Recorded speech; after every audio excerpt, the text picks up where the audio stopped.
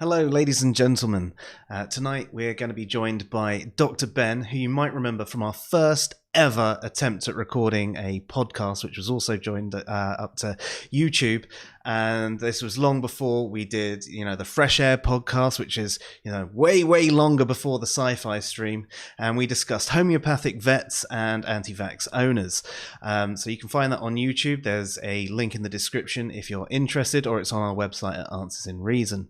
Tonight's discussion, though, is going to have a bit of a different focus. We're going to be combining one of our favorite topics, ethics, with some of our favorite things, our little fur babies.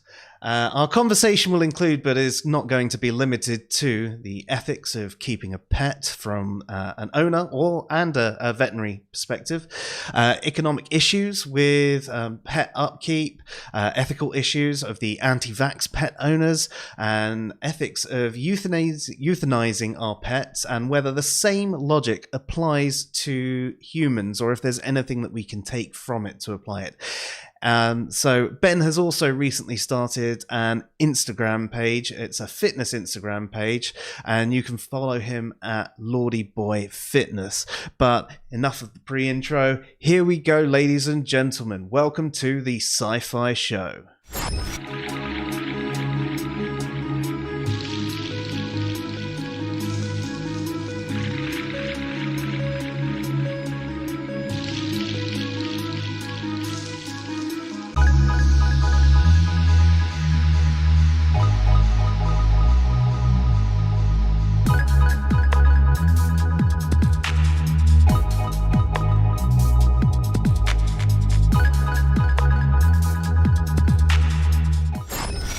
Hello and welcome to the SciPhi Show. I'm Joe, and tonight I am joined by Ben Lord. How are you doing, buddy? Hey, how are you doing? I'm good, man. How are you? Yeah, not too bad, man. So what have you been up to recently? Oh, man, I've been traveling. I've been traveling around Europe for 2 months. So yeah, been out the vet game for 3 months now. So yeah, almost forgotten it all, I tell you. 3 months without playing with little animals.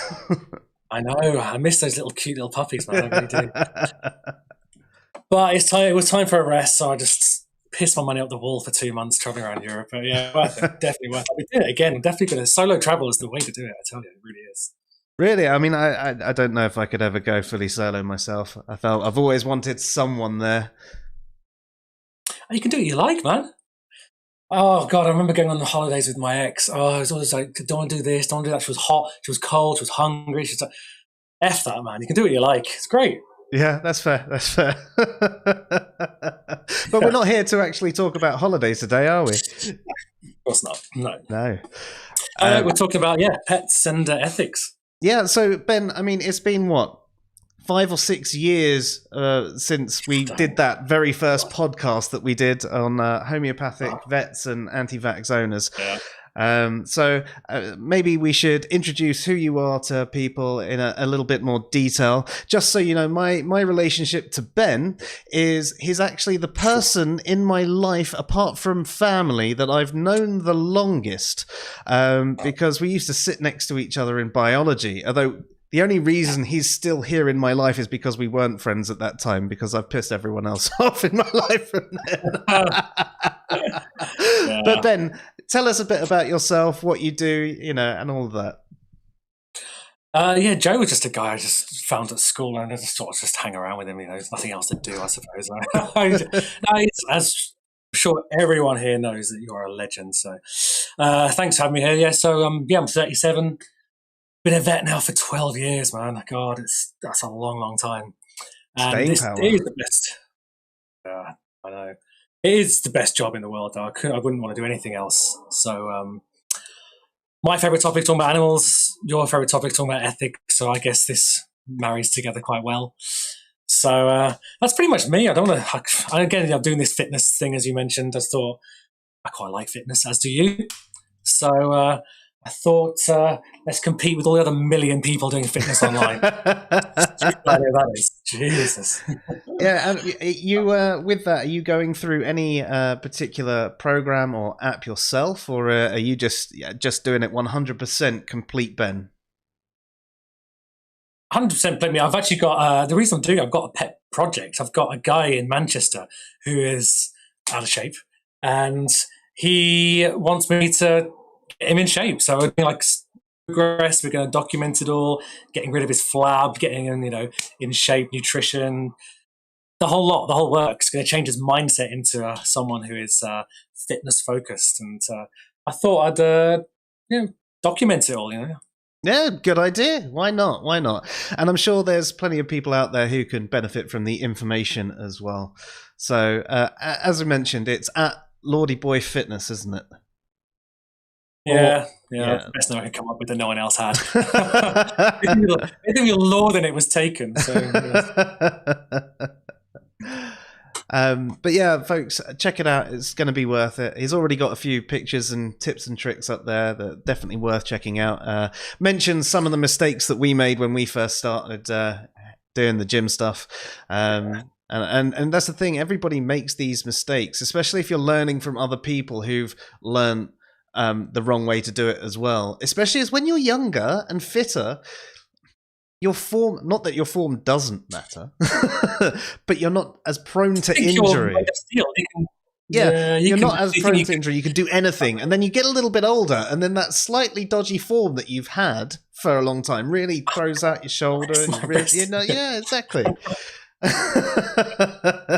You were an orthopedic mess when you started lifting. I still am. Everything was it. Yeah, fair enough. Yeah, but to be fair, you can lift a hell of a lot more. I don't know if I can anymore, but we used to do badminton once a week, squash twice a week, weights 3 to 4 times a week, and 3 body pumps a week. No wonder we were FUBAR, right? There's too much for anyone, really. It was fun, though. Hell of a lot of fun. I loved it. Yeah, it was a great time.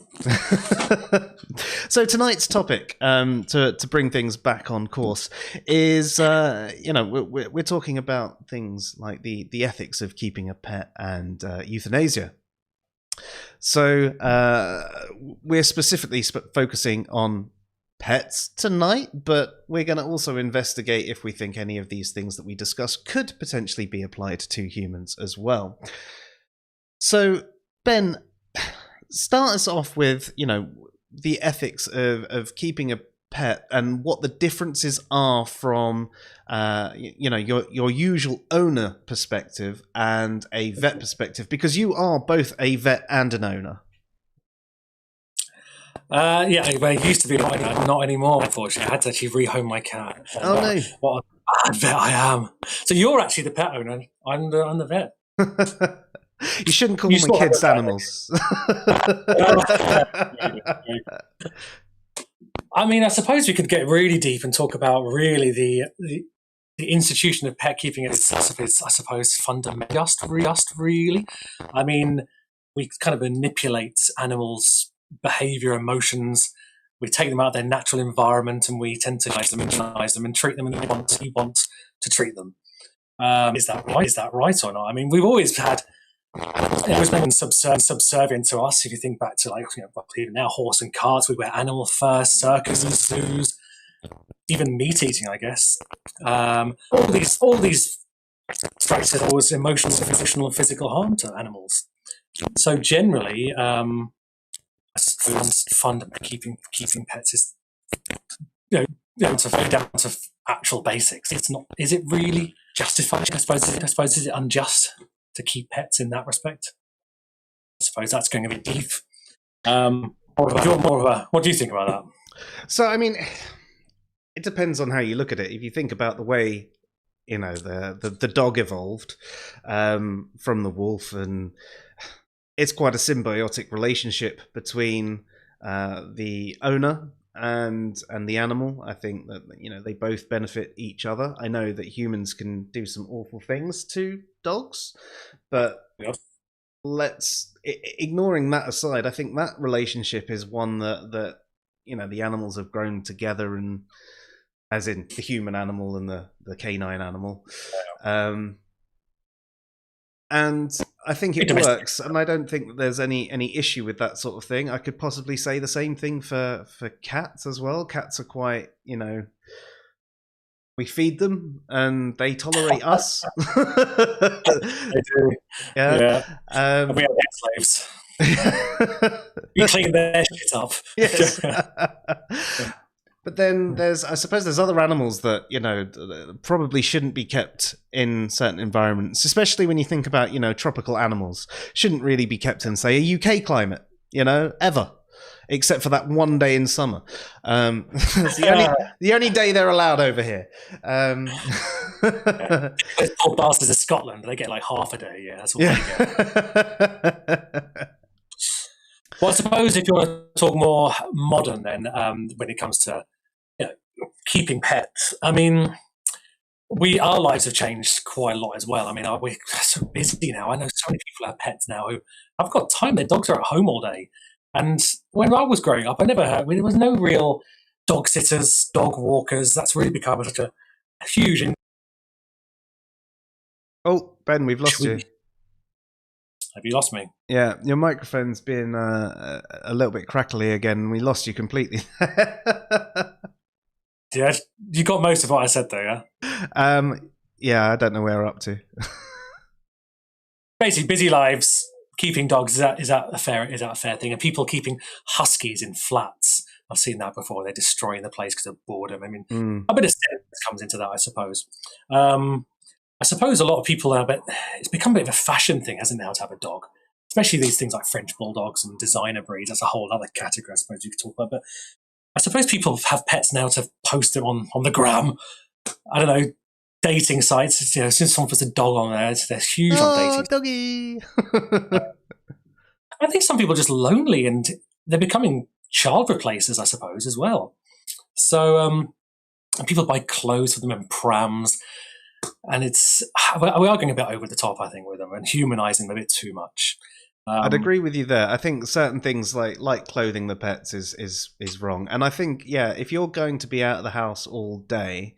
It's probably not fair on your dog. If you've got one person that's sort of stay at home, perhaps, or the dog has some form of outside access or whatever, big free reign, then perhaps. But I don't think you should necessarily get a dog if you're going to be out of the house all day. No, I think the most aggressive dogs I get at the vets are going to be Pomeranians, Chihuahuas, because these are the ones that are really pampered. They're carried around all day. And as soon as I try and handle them in a way they're not used to, they're going to be launching at me. So I certainly don't agree with that. But and then again, I suppose we could talk about breed standards, and what we've done with that is obviously vets are not content with that side of things. The French Bulldog is now the most popular breed, the most common breed we see in the vets. And them, along with pugs, they're called brachycephalics, these short. Actually, their soft tissues in their heads, their tongue, their tonsils, their throat, and soft palate are all normal size. It's the skull that's shortened. So if you see a pug with his tongue hanging out and someone says, "Oh, he's got a massive tongue," it's got a normal sized tongue. It's the skull that's shortened. And their whole life, if you put your nose, you've got to breathe like that your whole life.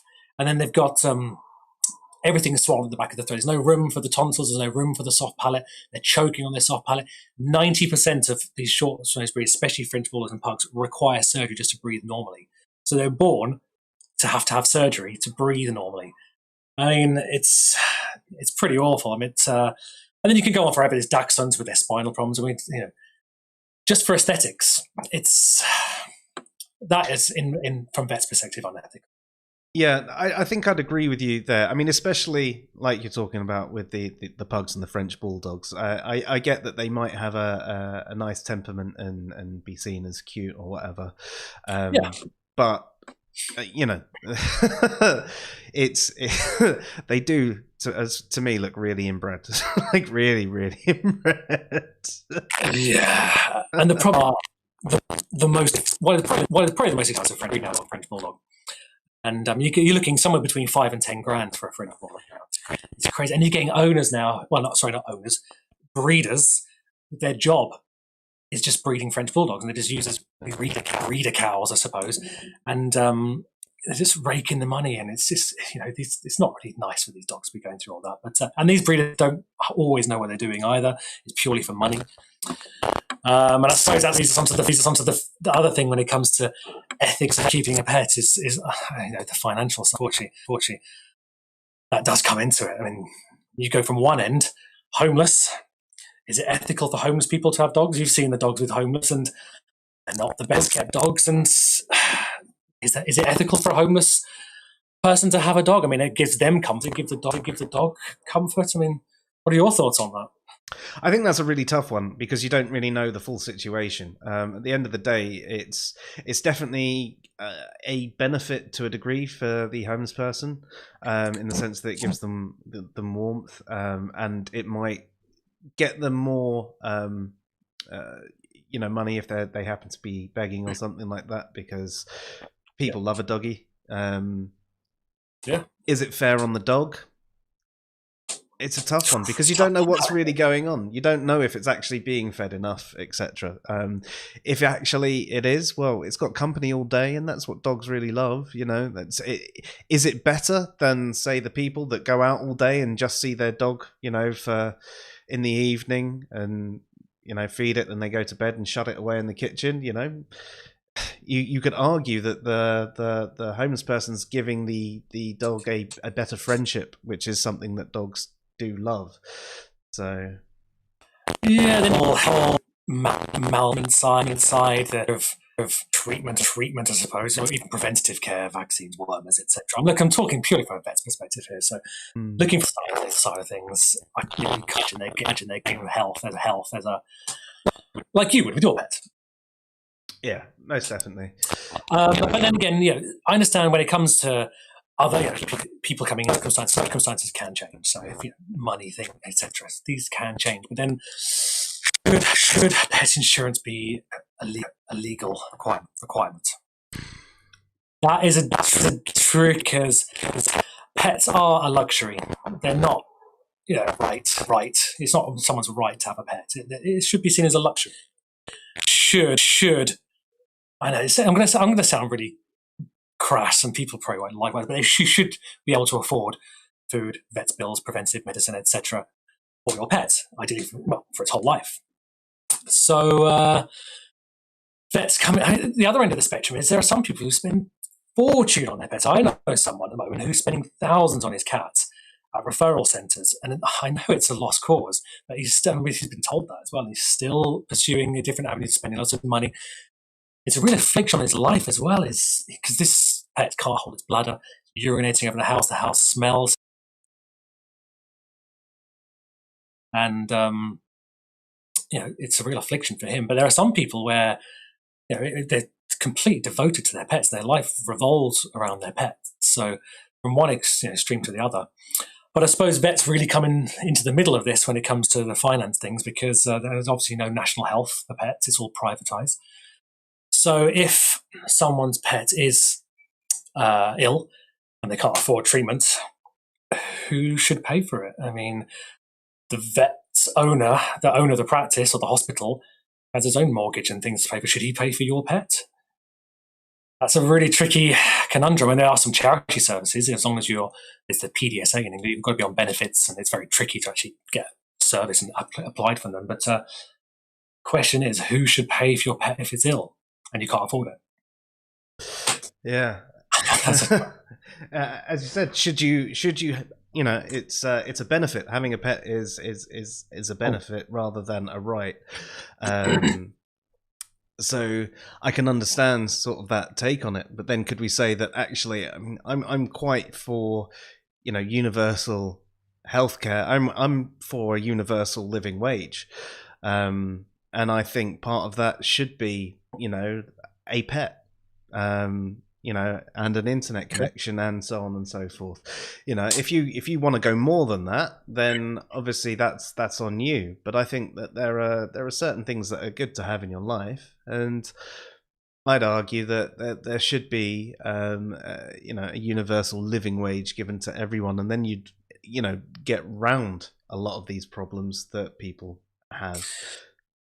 Yeah. I mean, we pay taxes for our national health, and there are some people who use that a lot more than others, but we still have to pay for it. Would you expect people who never have a pet to pay some form of tax for other people to have a national pet service. I don't know, but people would probably not be willing to pay for that. I don't know. If pets become so ubiquitous amongst our population, we can. Tax goes on roads. I don't go on the roads. Before you have kids, and some people are never going to have kids. There's tax that goes into the school system. I mean, at the end of the day, the tax should be used in benefiting the lives of your country. Basically, everyone and everything in your country is what the tax should be used for. And just because you don't use a particular service doesn't mean that you're not getting any benefit from others using those services. So, I mean, public transport should be one of those services that's free for all. That's the whole point of it. The public can use it whenever they want. I think that should all be paid for by tax. So, I'm obviously incredibly socialist in that regard, but I that's what I think. I think that there is. I don't think the way that we're necessarily dealing with things now is the best way to do it. But what I want to happen requires an entire system change. So I don't think that that's necessarily going to be anything I'll see in my lifetime. No, there's something that has to be done. Can you hear me? Yeah. I don't know what goes on. It's like nearly every time after I talk, you go. Oh, that's just my voice. Something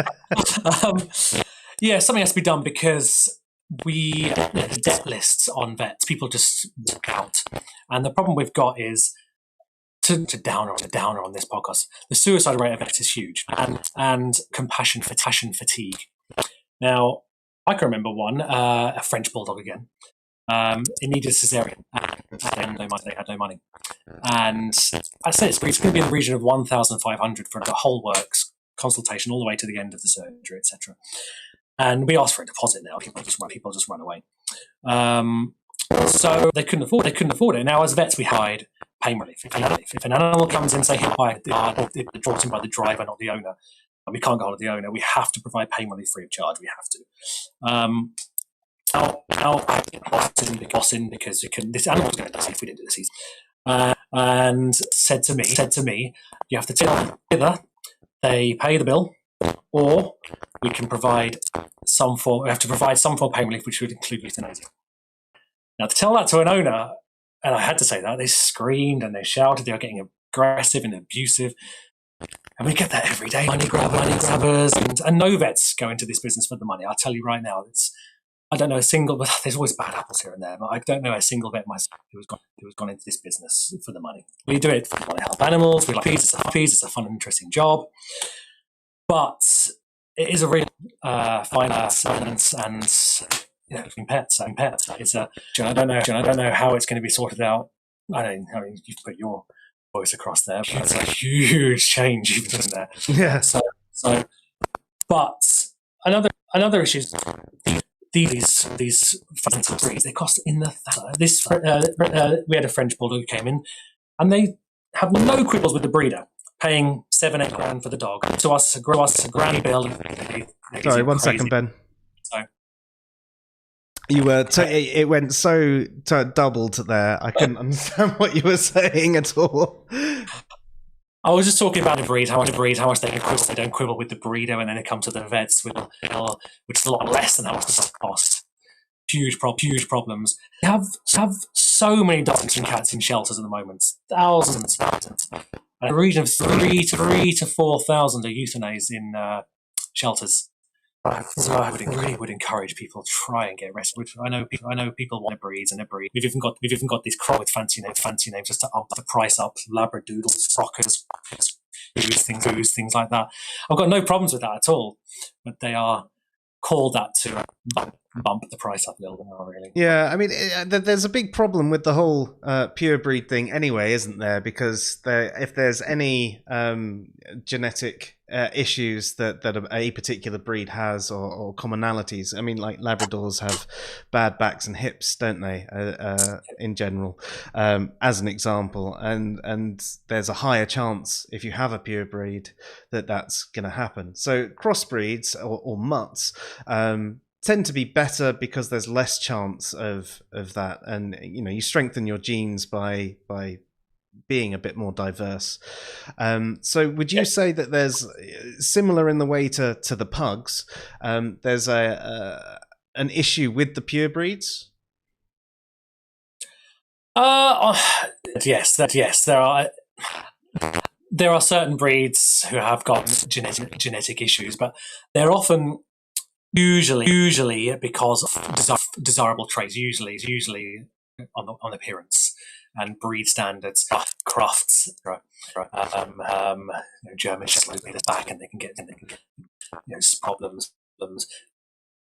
As you mentioned, the Labrador hips, and it's generally the Dachshunds with their excessively long bodies, spinal issues. Usually, it's because of these breed standards we had, but we are slowly getting better at that, I think, and we are trying to get health at the forefront now. We're slowly getting better on that side. So I do agree with your statement, but I think slowly improving. Maybe not the French Bulldog and Pug side of things. They're becoming a bit of a problem now. And people think that's normal, the way they breathe and the way they sound. It's not normal. No creatures just struggle to breathe their whole life. So I've got a big bee in my bonnet about them. I suppose any can really have a dog. And we're having a big problem, I suppose, with breeders and puppy farms are a real issue. With ease of transporting dogs abroad now, we're getting a lot of dogs from countries such as Romania who are bred from puppy farms and for very cheap prices and kept in the most horrible conditions. So we have a long way to go still. The BCA still. I think they say there's a 5% each year of calls for animal cruelty they get. So we're not getting better on the animal cruelty side of things. So that's not just we get a hell of a lot in this country as well. And I've got to do these horrible days. I used to. I call them death days. They're horrible. You have to try with the police here in West Sussex around to different, and you go onto Row, and these dogs are kept because they're awaiting a court case, and it's usually involving some way this dog has attacked a child or something, and almost always the way they're brought up is the owner's fault, I should say, to go around and putting these animals to sleep, unfortunately healthy animals to sleep, because they've done something not nice to a human. So they're always sad days. I suppose that brings us on to the whole use of things, I suppose, because we have this forced dependency on animals, and they're completely controlled by humans. Their life can be dictated by humans, and it can be for the most trivial reasons. I've had to put some animals to sleep for not the standard reasons we think. So consent, I suppose, is another hot topic, because animals can't give consent, can they? I suppose link into the humans, but I've had to euthanize animals because of money, animals' behaviour. And these are healthy in other ways animals. So young sleep. It's heartbreaking sometimes. They're wagging their tail at you while you do it. And dare I say it, convenience. I've had some. I mean, I remember saying that in the old days, dogs were so much cheaper. They've skyrocketed now. And I know my old boss said in the 60s, he had someone where they were going on a holiday, and they said they wanted this cat put to sleep. It was cheaper to buy another one when they came back from their holiday. Attitudes have completely changed now. I mean, people who get therapy now when animals are put to sleep. Back then, it was like, no, it's cheaper to buy. I mean, nowadays, that's it's horrific or something like that. So I guess the times have changed. So I've had to euthanize animals for not always health reasons, but it's the owner who gives consent. We can give our opinion, we can encourage rehoming and things like that, but ultimately, it's the owner's decision what they want to do with their pets. So yeah. Yeah. So Kimmo actually had a point on this one earlier, and he said, "My parents took the view that if a pet gets ill or injured, it's time to get a new pet." Is that a common thing that you see? No, nowadays, not at all. Unless it's really money is a big one. It really is. People It's fine. People don't want to get into debt for their pets, and in some respects, I can understand that. But no, I suppose some of the very elderly may have that sort of view. You can get these hardy farmer types who are, they have that sort of attitude. But the majority, pets are part of the family now. Pets are replacements for. Some people would sell them, do whatever it takes, try and keep their pet alive. I mean, we would be. Well, I certainly would be as honest as possible. If I feel like this is a hopeless case or the chances are slim, I would say that straight away. I'm completely honest. Yeah, I mean, there are some who don't agree with euthanasia. And that's a really unusual one we've had. Having one client come in, the animal was seizuring. We couldn't stop all animal other issues as well. And it was seizure on the table. It was vomiting. It was choking on the vomit. We were keeping this pet alive. It was horrible. And he just did not agree. He was going abortion, murdering. He would say, "Was he murderers? He was a murderer if he gave consent and signed the form." But the cat needed to be put to sleep, in my opinion. And he was getting aggressive, and he was never going to let us do it. So he actually had to sign a form. It was going against our treatment. He took the away to somewhere else to try and get treatment. So I hope that cat was euthanized. But there are some owners who fundamentally ethically agree with euthanasia, even if their pet is suffering. It's a really difficult one for a pet. It's an interesting one. I mean, one of the things that you said there that rings a little bit odd is he obviously mentioned that you were a murderer and he'd be a murderer. I mean, a murder is the unlawful premeditated killing of a human. So under, I mean, it's not even, in that instance, it wasn't even premeditated. It was like, shit, we've got to do this. This is the best option. It's not like you were, but even if you were to say, well, actually, you were still planning on doing it, it's not unlawful and it's not a human. So 2 of 3 parts, it definitely doesn't fulfill there. I can understand not liking killing an animal for ethical reasons. I would hope that if they took that stance on a sick animal, that they also were a vegetarian themselves. Otherwise, they're a little bit of a hypocrite. It's okay for someone else to kill animals for me to eat, but this animal that's going to die, I shouldn't put it out of its misery. That doesn't make much sense to me. You mentioned the consent thing earlier. Now, from a certain perspective, right, the animals can't give consent. From all perspectives, the animals can't give consent as far as we know. Life wants to carry on living, but we can't know what the animal wants in that situation. We have to make the best decision for them, much in the way that we sometimes have to make decisions for our kids. Now, we obviously can't get away with euthanizing our kids. No, but they can't give. If you think of a 2-year-old child who's at the similar sort of brain level of a dog, but if a 2-year-old child had a terminal illness, yeah. This is a really hot topic. It's a lot of trouble, but they can't give consent either. No. So it's a difficult one. When it comes to human euthanasia, I mean, I'm a huge amount of knowledge about humans, to be honest.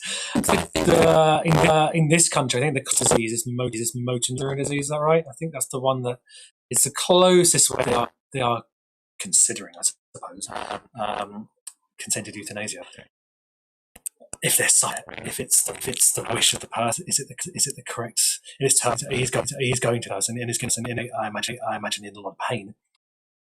His life is obviously not going to be great. No.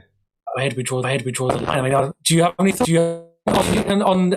I suppose cancers they are in agony. And there's sorry, you're going doubles again. I can't understand you. I was going to say your thoughts. I know this is really Still can't understand you.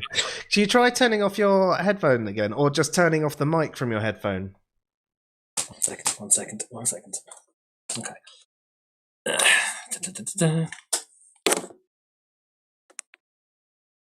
Can you hear me now? Yeah. Although I can hear me. Yeah. Sorry about that. You got a lovely voice. It's fine. Yeah, it's just coming all the way back through. It talks over me. It's like getting looped. Sorry about that, man. You want to carry on as we are? Can you put your headphones on, but the microphone through your thing? Oh, God. You know, I can't do technical things. Jesus. How do I do that?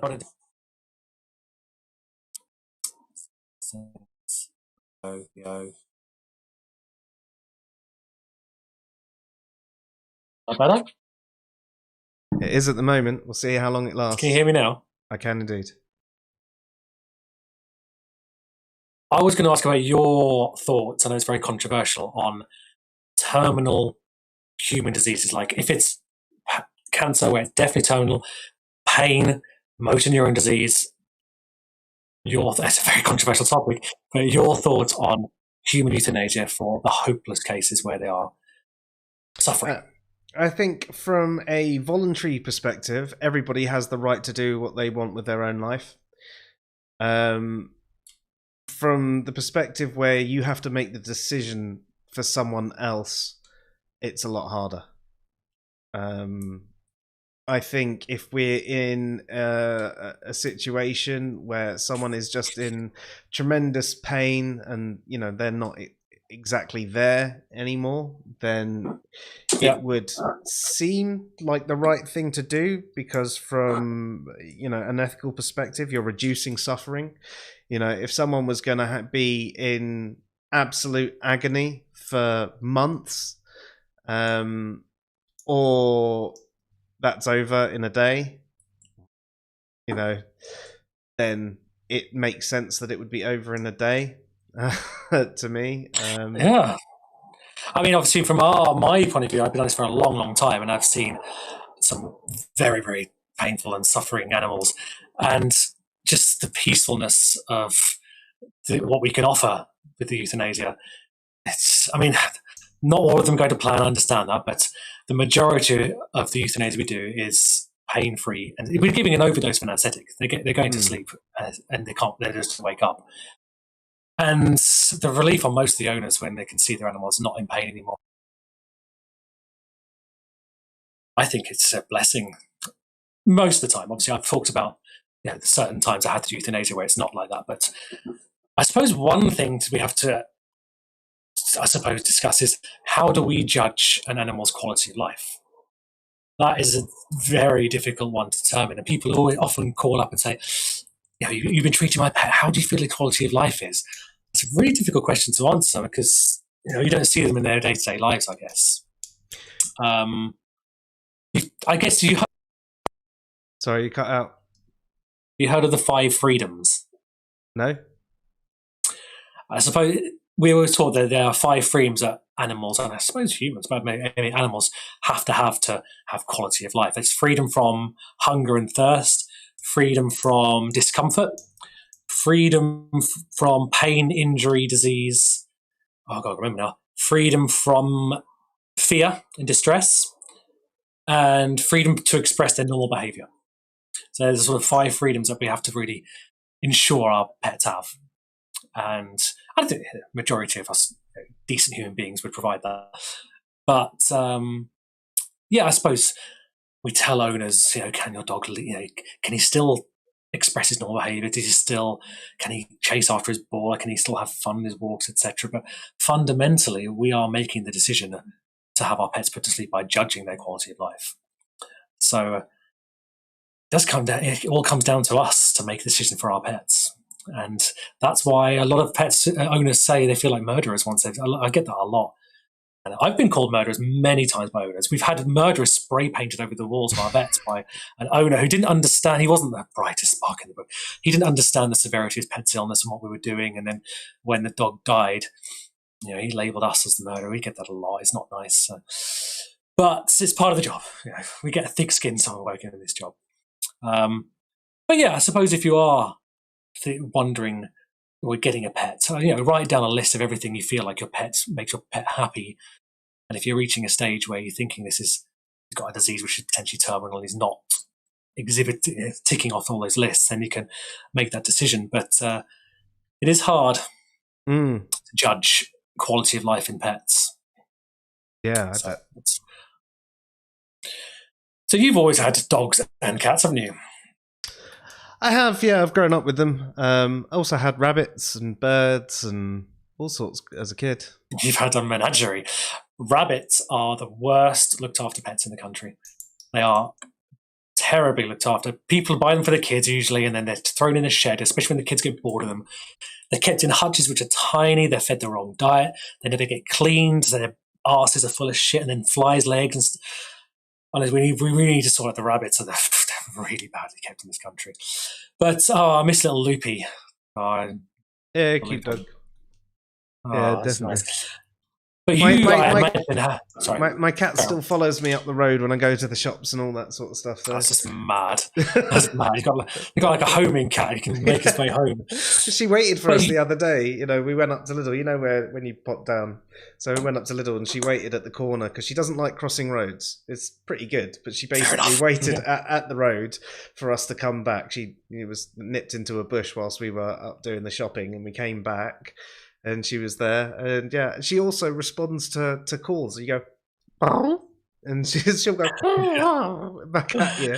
Yeah. You know, it doesn't work with other cats though. I try and talk to other cats. So I can only talk to mine.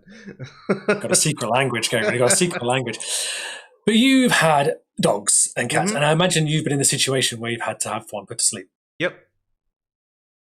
And was it actually your pet, and you made the decision? No, not yet. Actually, one of my dog when I was at boarding school, I came home because my nana had him during the week, and then I'd come at the weekends. And just one weekend, she was just told me that she had to get him put to sleep. And yeah, other than that, no, I've never actually had to put the pet down myself. Yeah, it's a real emotional. I mean, I've had family members die where I didn't really cry, and I had a dog or cat put to sleep. I was bawling my eyes out. It's just strange. It's strange how pets can really, really cause us to be so emotional. And that's why we get such emotions in my job, and people shouting, screaming, calling the police, and then others are, praising us, and it's a real emotional rollercoaster. But pets put us through that. So I have no doubt that pets enlighten our lives, brighten our lives, and make us better people. It's just you get those bad apples where we don't always make their life better. What about the instances where, say, for example, a dog has lashed out, but the dog's lashed out because he was being threatened, yet the dog gets put down? Is that really fair? Should that be happening? Well, we get the owner coming in, and it's usually the owner who gives the story. So if he was treated badly, the owner would be saying, no, keep it unprovoked, etc. So we can only go by what the owner says. We can't talk to this animal. So if the owner gives us the story, and that owner is the pet, and the owner gives signed consent that he wants the animal euthanized, then we have to euthanize the dog. But we can try our best. We can always discuss behavioural treatments, seeking behavioural treatments. We can always discuss rehoming. The problem is rehoming a pet with behavioural problems is extremely difficult. Got so many dogs that need rehoming, and as soon as you mention this one has bitten a human or whatever, it's going to be really hard to rehome that. A lot of vets, staff will try and take pets on, but there are some nurses with 8 cats and 10 rescue animals because they're taking all these animals, they're getting to get euthanized at work, and we can't just take them all on. But we do get people who just want to dump their dogs on us and dump their cats on us. They've had enough, and they just say, right, it's yours, I'm walking out. What can we do? So, no, when it comes to poor treatment and we suspect the owner has been the one dishing out the abuse to the pet, and obviously we have to contact the RSPCA and discuss what we can do down that lines. But unfortunately, it's usually the owner brings them in, and we have to talk to the owner and get a story. Do you lose me again? No, you went really loud and doubled over that time. It was really weird. It was really good. It was really good for like 5 minutes, and then suddenly went off. I think it's like your head. Whenever you lean back slightly or look that way and that way, it goes. As soon as you're forward, it's like. Okay, I'll try and lean closer. Yeah. I'll try and lean a bit closer. So yeah. So I suppose that's on that side. Otherwise, I think there's anything else you want to discuss about the euthanasia? On the euthanasia front, no, I don't think there is. I mean, I can think of situations where it should be perhaps the owner or the tormentor that's punished rather than the animal euthanized. But obviously that's really hard to prove unless you're someone who's seen it and you're going to try and fight on it on behalf of the pet. And maybe there's an ethical bit there where you probably should stand up for the pet that's going to, someone else's pet that's going to be put down, even though it's not the pet's fault. But ultimately, if a pet attacks or bites a human, humans have to come first. They just naturally do. So we always have to. We can't have a dog biting humans. So we don't treat human that way, though, do we? Yeah, I mean, could you imagine it? Well, yeah, could you imagine if every time someone's child bit them, they euthanized them? Yeah, fair enough. I mean, the difference, I suppose, their jaws and their muscles can really cause a hell of a lot of damage, and I've seen it. Yeah. Yeah, but I mean, humans do a lot worse things to other humans, don't they? And we don't take the attitude of that. I mean, incarceration, I don't think is necessarily particularly effective either. I think, the prison system should be rehabilitative rather than punitive.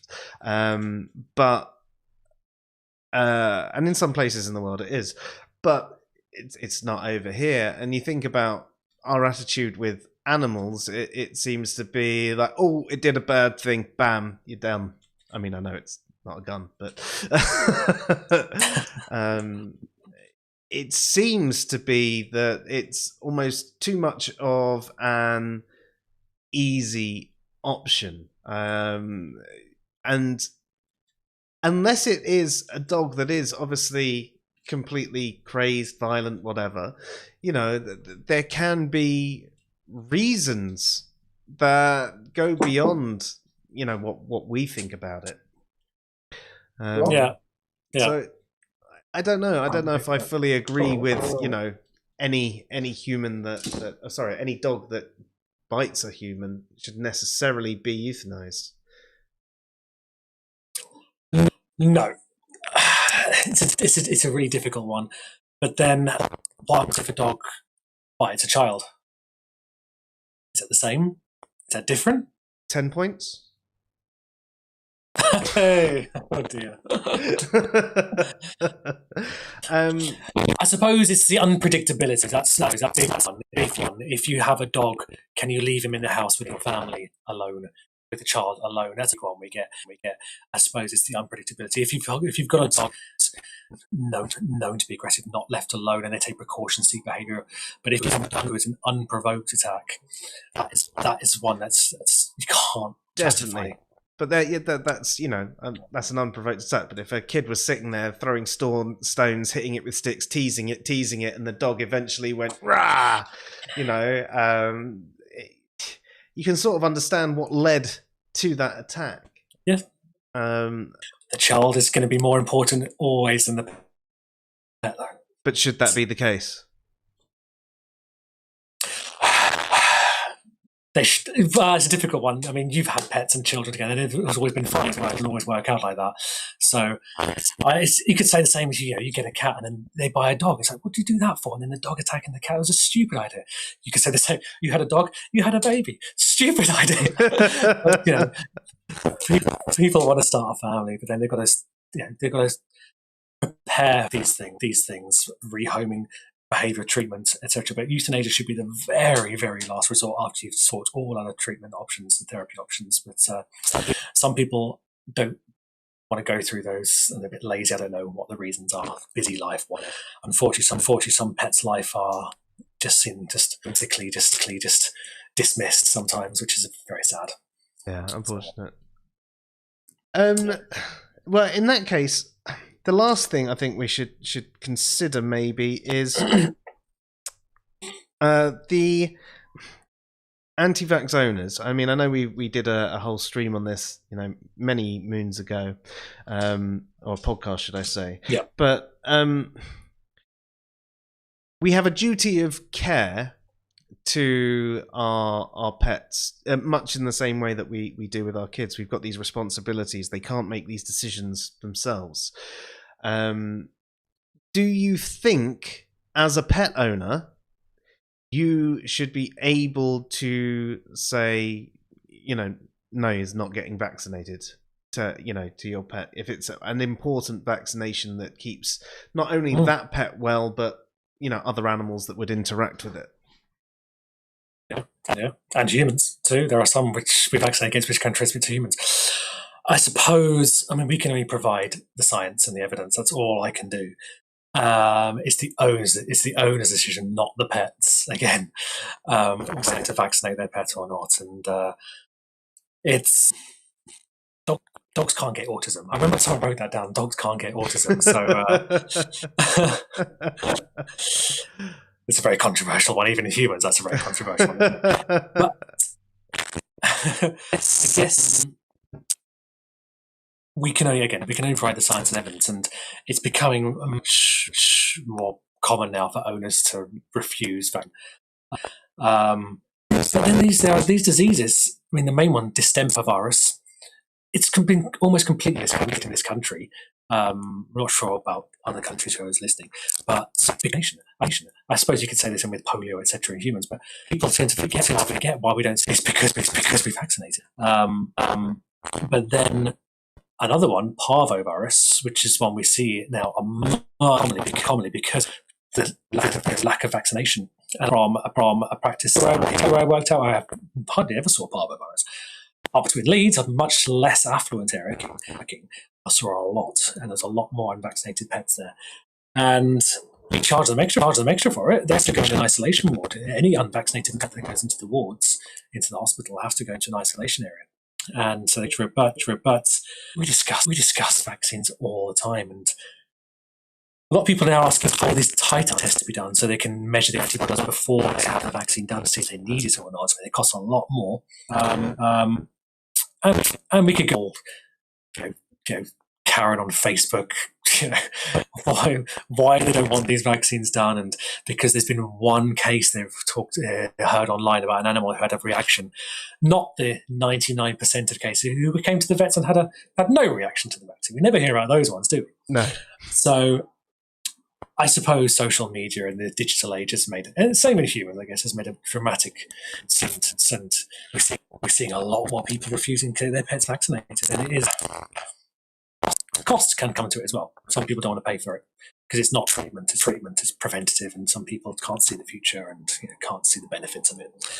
So, yeah, that's necessary.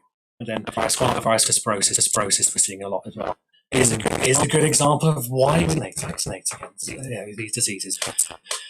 In humans, I'm not sure, is it not? I mean, the trends of non-vaccinated pets, I think, are in line with. I think the increased trend of non-vaccinated pets is in line with humans. It's same incline. So, I imagine it's very similar with humans. I mean, you probably know more about anti-vax in humans than I do, so I imagine it's on the rise in humans as well.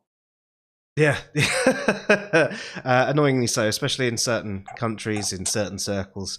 The anti-vax movement is unfortunately one of those things that catches on, and in fact, even the people who were anti-vax and then got these diseases and died slow, painful deaths, unfortunately they haven't convinced anyone. They some of them through COVID turned around and said, I was so wrong, I wish I'd been vaccinated, I was so wrong to think that this was just a cold, and so on and so forth.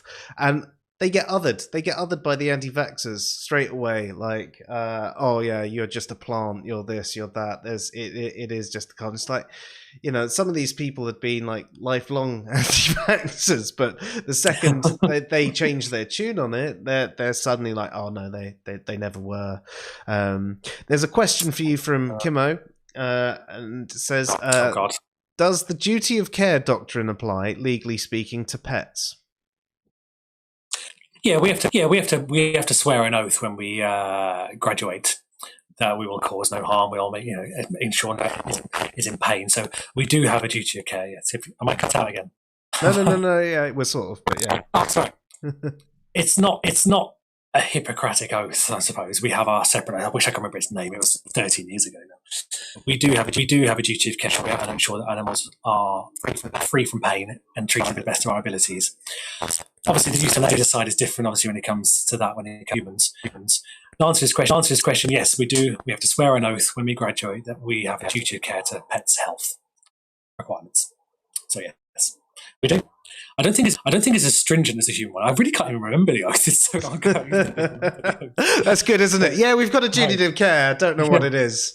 It's just I've got to look after them. Yeah, they're all right. I know what I'm doing. Don't worry about me. What country this guy is from? But in the UK, Royal College of Vet Surgeons, we have to swear an oath. I'm not sure if it's the same in all countries. No, that's true. I mean, medicine from not just veterinary medicine, it can be very different all around the world. I guess you never know what you're going to get. I'm sure some anti-vaxxers are a lot worse than others. Not most, but we know, in other countries is a lot worse than others. But I personally have been a vet for years. I've never seen a vaccine from a vaccination ever. I'm sure there's some reports. I've seen some reactions, some anaphylactic reactions, skin reactions, and some animals who get hysterically unwell. But I've seen a lot of animals die from parvovirus and leptospirosis. I'm a bit biased because I'm sure there are reports of myself. But if you talk about bias, we can talk about anti-vax bias big time. The biggest comment we get from them would be, we're overwhelming the immune system. That's a big one we get. We're overloading the immune system. We do get it causes autism. And I have had that before. I don't know where information about Facebook. I've had it leads to cancer.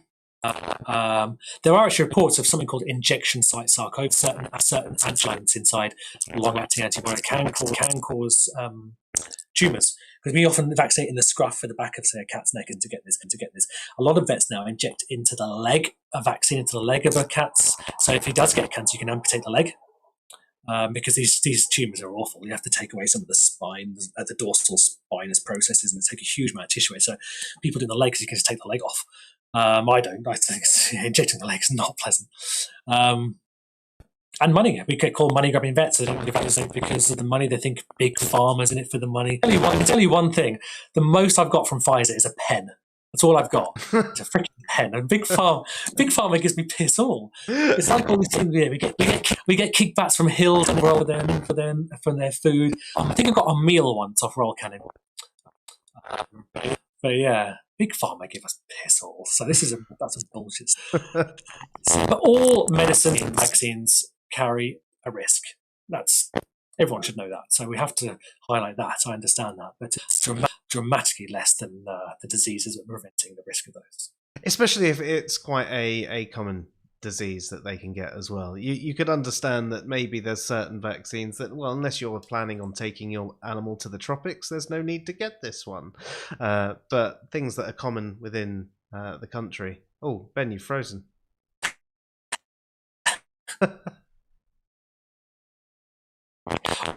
But yes, we are now. I think you've gone. Am I back? No. Yeah, no, I think you are. Yeah. Am I back?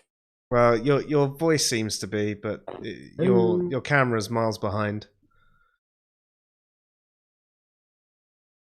Oh, and we've lost him. And he's gone, and he's back. Oh, he's coming back in. Am I back? Yeah. Hey, I'm back.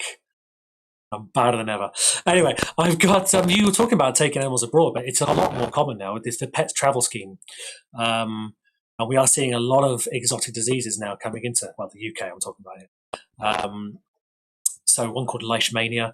Um, there's a lot of tick-borne diseases as well. We're seeing now coming into this country from ticks we don't get in this country. So we've got to be a bit careful with that as well. But rabies is the only vaccine which is by law you have to go abroad. So these anti-vaxxers want to take the dog abroad, they have to get the rabies vaccine. The other ones we're talking about, unfortunately, are not legal crime. There's no legal law for any human vaccine, is there? I'm not sure, if I'm honest. I know that there are some businesses that have put vaccine mandates in for their employees. If they want to work for them, they need to have like the COVID vaccine and things like that. But let's have a quick look and see. Are any vaccines legal requirements for humans to travel? I think rabies. It's first. I think rabies. Firstly, it's fatal, and it's so transmissible to humans, and it's fatal to humans. I think that's why it's definitely must not get this back in the country. Sorry, what was we get that? A lot of vets saying. We get a lot of humans saying as well about why do we inject the same volume of vaccine into a Chihuahua and a Great Dane? But then again, babies get the same dose as adults as well. The immune system is not dependent on size. So that's a common one we get as well. Don't some of the vaccines in babies get split into smaller doses, and they sometimes get like 2 or 3 doses over a period of time? I'm sure there's a couple of them that are like that. Sure.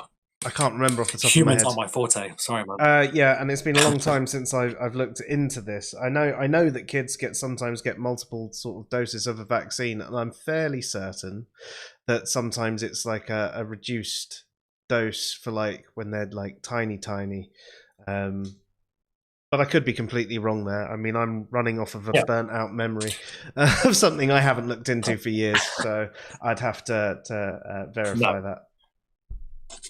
Worried about seeing these diseases again, these ones which have been potentially eradicated becoming much more endemic, and that's my concern if this rise in anti-vaccination continues. So that is. Yeah, I mean, I think we have this duty, not just to ourselves. I mean, some people are like, well, yeah, it doesn't matter me if I. What does it matter if I get the vaccine? But the problem is, one, you can be a host to the disease. You could pass it on to others. Every person or animal that the disease has gets its claws into, shall we say, gives it a chance to mutate further, and therefore you can end up with a worse disease. And there's so many other reasons why you should vaccinate, even if you think, I'm fit and healthy, it's not going to get me. And one of them is obviously, you could be wrong, because sometimes it doesn't matter how fit and healthy you are, you're not necessarily going to fight things off. Your immune system sometimes needs a bit of help, and that's what the vaccine does. Exactly. And our pets count on us. I think we have a duty of care to look after our pets. We have to be smart and make informed decisions on their behalf. And as a scientist, get your pet vaccinated. Yeah, and get your kids and get vaccinated yourself. All of you, just get vaccinated. Whether it's your pets, your kids, or yourself, get vaccinated. Hey, we could get into the really controversial topic. We could say, is it a right to have a pet? It's not a privilege. You could say, is it a right to have a child?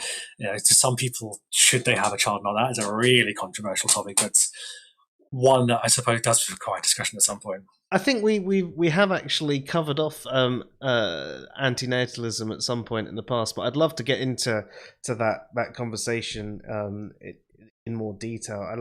I've got like pie in the sky sort of attitudes and things that I think about. Like I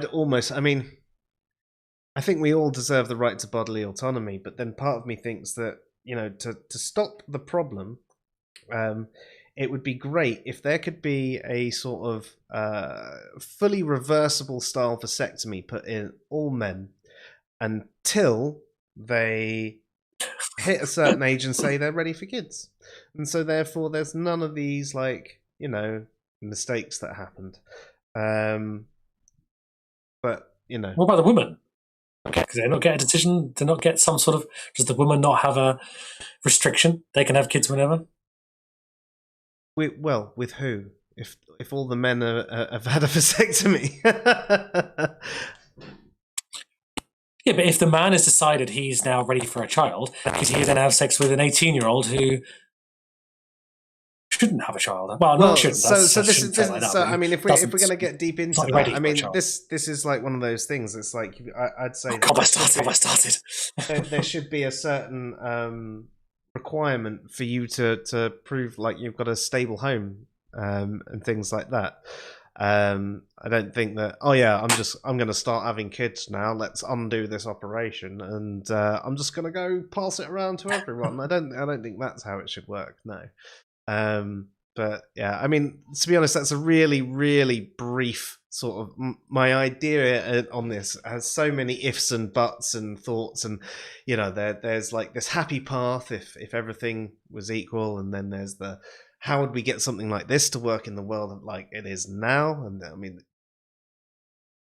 you wouldn't really. And yeah, I think it's unfair that in general we expect women to bear all the responsibility, and so they're the ones that have to make sure that they have the protection. They're the ones that have to carry it in any mistakes or worse. And it's not fair, and I think men should do more. And I think, you know, like the vasectomy is in most instances like reversible. So if there could be a device created that was implanted before it would ever be something that the child remembers or feels the negative effects of, that can prevent these things, and so then women don't have to be on these hormones all the time or whatever, and don't have the risk of an unwanted pregnancy for whatever reason, then I think that's a better situation than we have now. I still don't like that we are invading that child's right to its bodily autonomy, but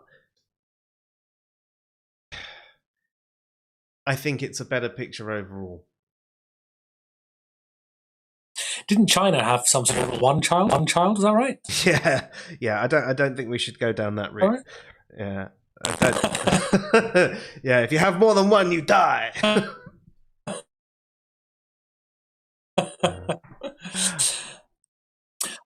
That's fair enough.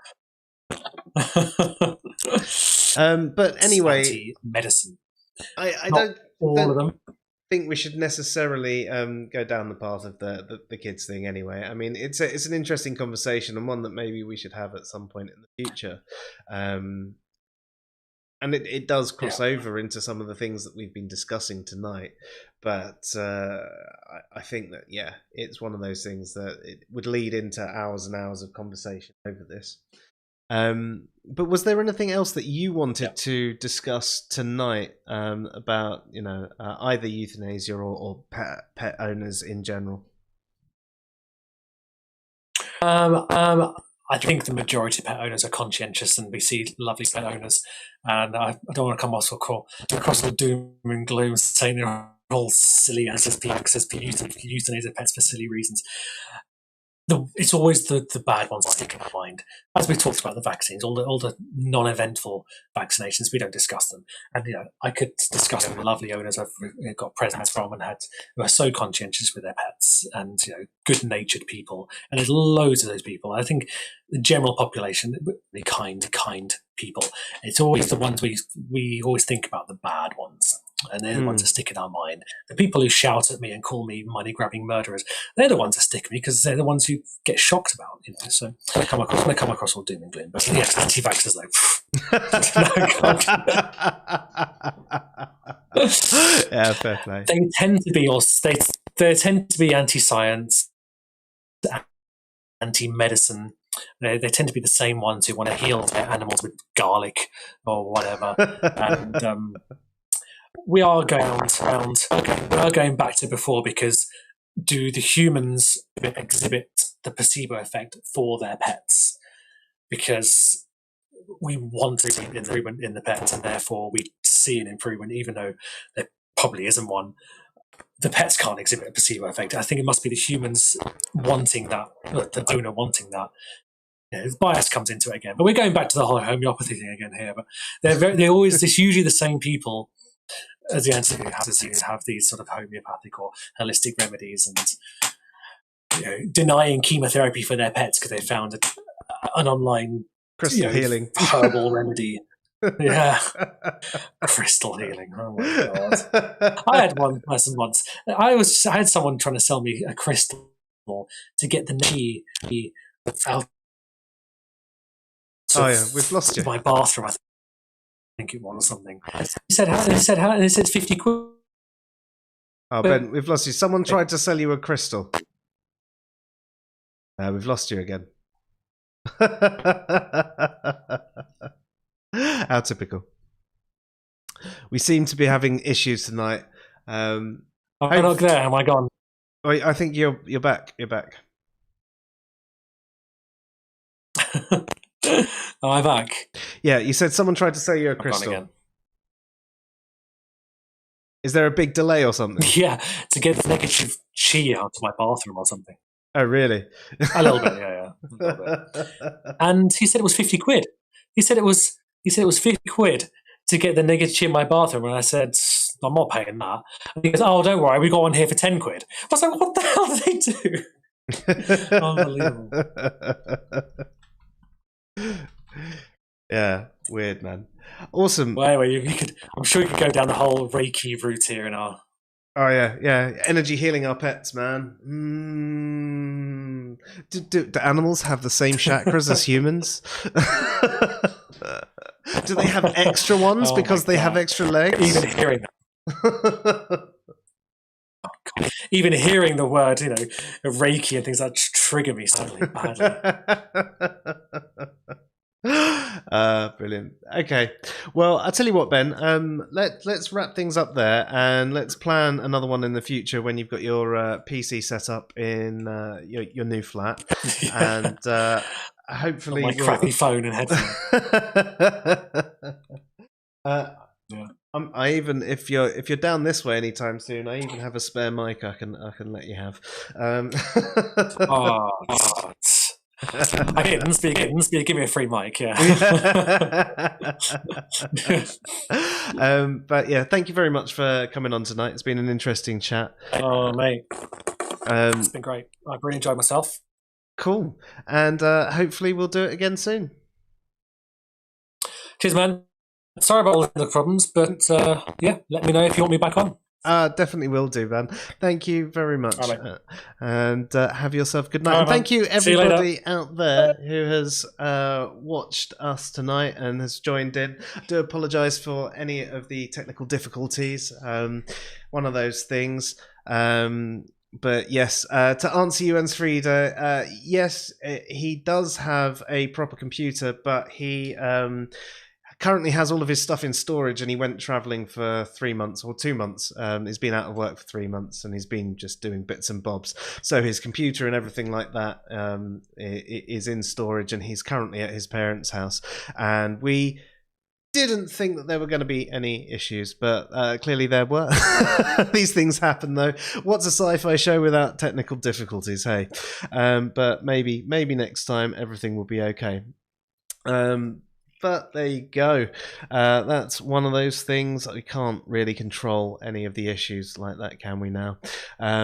It's Just typical. And yeah, on Thursday, I don't know what our plans are for the rest of the week. Actually, we haven't planned our next stream, but what we have done is we've contacted a couple of people to come on.